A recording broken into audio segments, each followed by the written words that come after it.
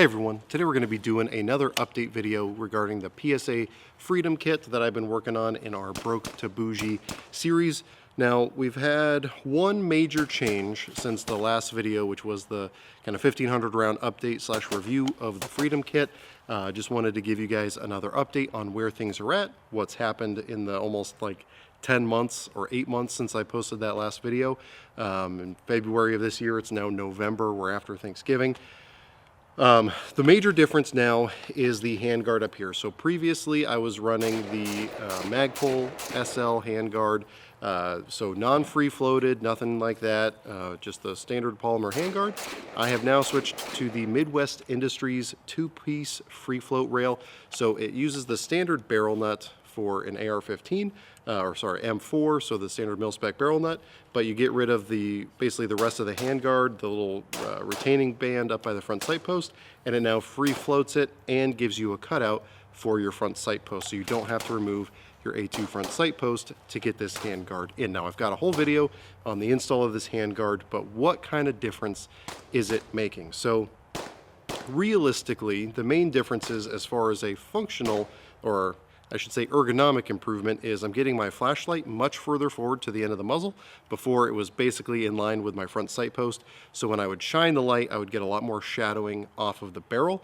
Now that this is up near where the actual flash hider is, now when I turn that on, you don't even see it reflecting off of that muzzle device. So that is definitely value added because I'm not casting a giant shadow. I can also get the tape switch much farther forward, so I can have a standard grip on the rifle when I'm running it normally, when I have it in my shoulder or running and gunning. But then when I want to activate my light, I have to do a deliberate movement, but still somewhere that's easy to get to be able to activate that light on top. So that's one big thing. However, one of the things everyone always refers to when they talk about free floating a barrel is increase in accuracy. So that's one of the things we also tested today.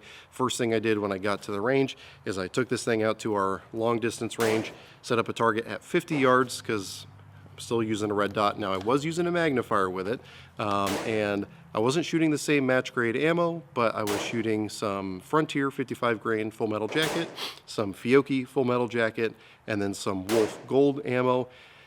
And honestly, it did pretty well. So if you remember the last video I did in Broke to Boujee Part 3, I was getting about 3 MOA on average out of this rifle, so about 1.5-inch groups at 50 yards.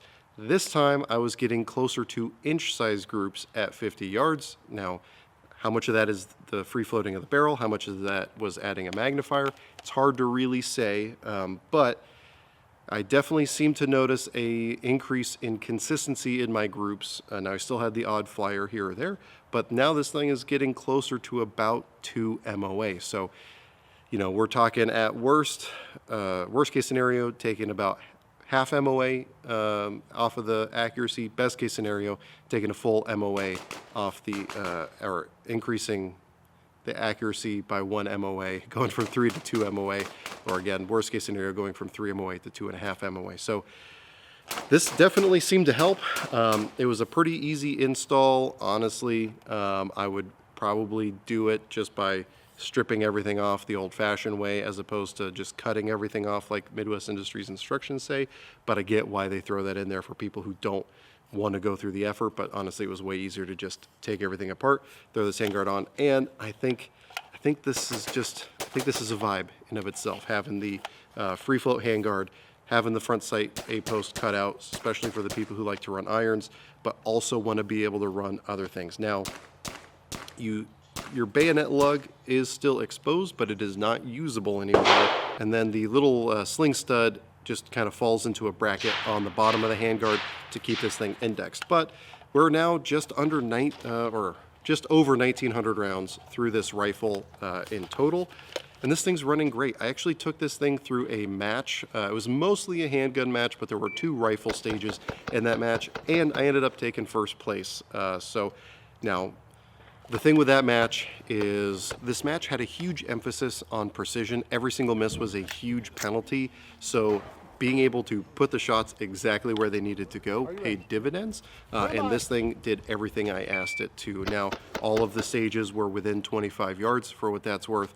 But again, took first place against rifles that were way more expensive than this one is. So again, do with that information what you will. I'm not saying I could go win 3-gun Grand Nationals, but in a little local event, I took first place with this thing, and I'm definitely going to be running this thing through the 2-gun matches that have started up in my area. And actually, the prize for coming in first place was a free tattoo. So actually, tomorrow is my appointment to get my first ever tattoo. So I guess wish me luck on that. By the time you're seeing this video, I'll have already had it or wimped out. Either one, you guys will know. But yeah, so again, we're just over 1,900 rounds through this rifle. We did have some more malfunctions, that's important to mention. However, it was with the exact same ammo that I had the last malfunction with, which was, I believe, around 1,400 rounds. That same soft point ammo.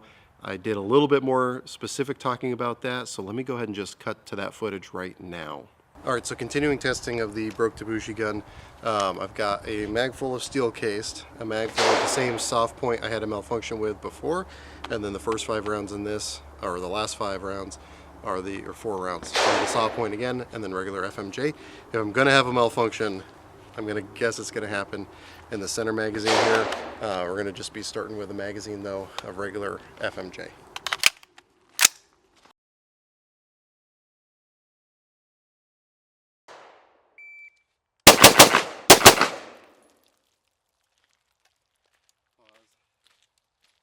Well, I called it.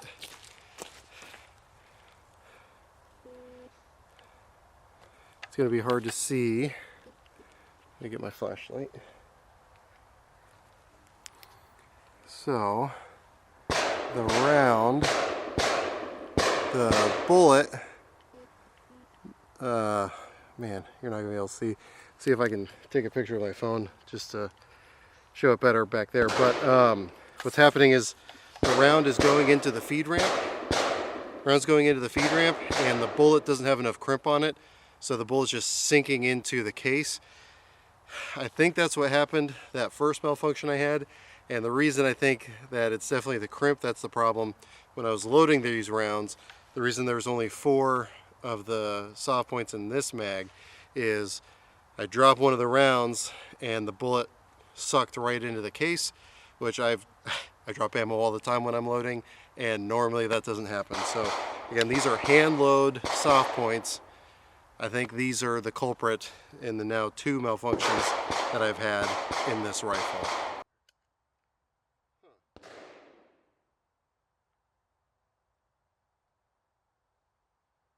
That's interesting.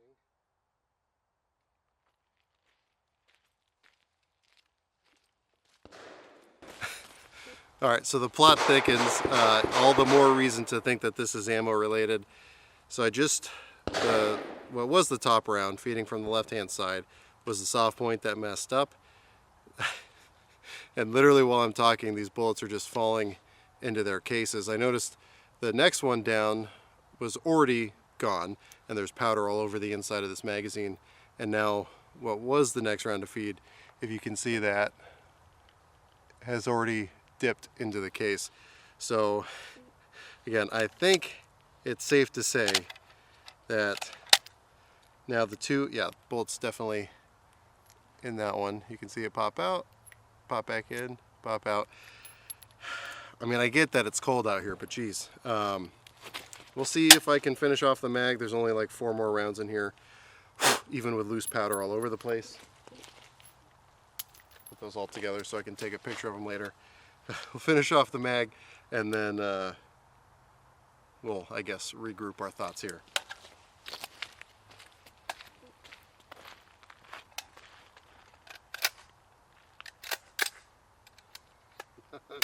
Nope.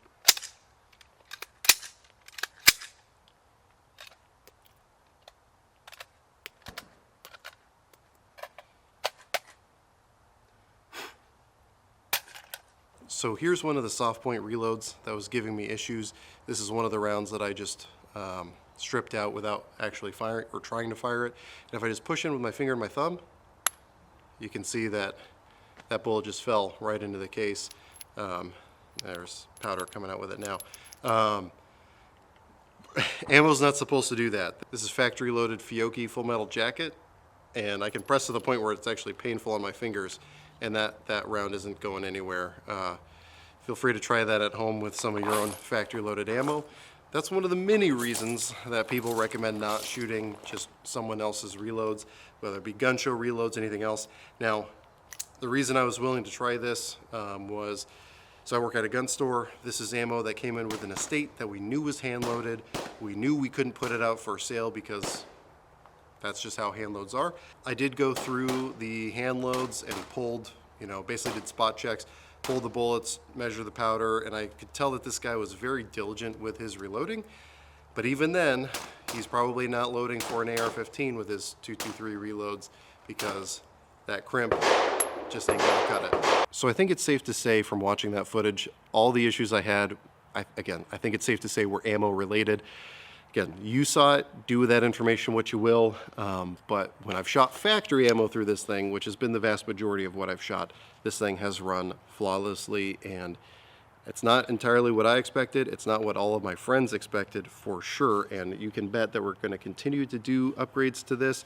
If you have recommendations of what I should upgrade next, definitely let me know, but I'm telling you guys, I really couldn't be much happier with this Freedom Kit from PSA.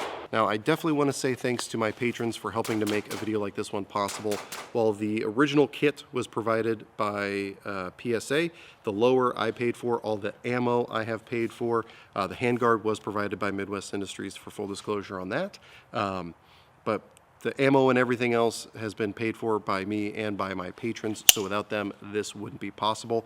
Also worth mentioning, the chest rig that I'm using here, the little micro chest rig, minimalist chest rig, is from HRT Tactical. Done videos on their stuff in the past. Video coming on this one. I just wanted to get a little bit more time in with this chest rig.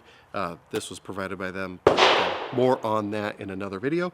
But as always, I hope you got something out of this video, and I really appreciate you watching.